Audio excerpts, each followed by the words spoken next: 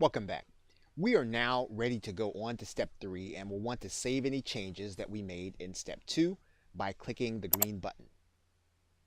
That will save our form and then we're going to click go to step 3. You're going to have a section where if you are comfortable installing your form using HTML, you can click this box. If you're going to have your web designer or coder install your form, you can actually send them an email through this link. And if you're going to have Aweber host the form on their site, you can actually do that also.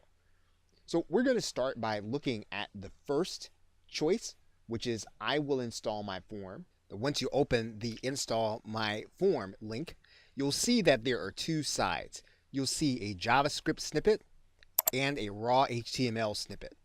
Now let's talk about the two snippets. Now the JavaScript snippet, when you take this code and you place it on your website, any changes that you make inside of Aweber will be made on your website automatically. So you don't have to make any changes in the code in order to change something that happens in Aweber. That is not the case if you place the raw HTML code. The HTML code you use, if you make any changes in Aweber, you're going to have to come back and get the code again to have those changes reflected on your website. Now, another difference inside of the raw HTML version is that you'll notice that there is a box here that you can include beautiful form styles or you can uncheck them. And you'll notice that the code actually changes.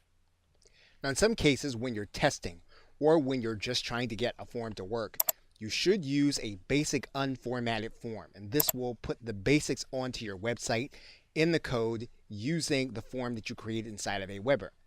Now, if you do want the additional formatting that Aweber offers, you can actually use the beautiful form styles. So we're going to now close the install my form box. I'm going to open up the my web designer will install my form, and what you'll notice is that all that's here is your designer's email and a message. So what this will do is this will allow you to send a message to your designer with the code so that they can put it onto your website. Lastly, you'll see here that there is a box here that says have Aweber host my form. And what you have is a URL that you can actually have someone come to in order to opt into your list. So for example, if we were to copy this link and then put it inside of our browser, let's take a look. And you'll see here that the form is on the web and we don't have to host it. We don't have to use any code. All we do is share the link and then someone can actually opt in to our list. So we're now going to close. We've now covered all the ways that we can place our form on our website. Now let's go to an actual WordPress website to see how this is going to actually work. So what we're going to do is we're going to install the form ourselves.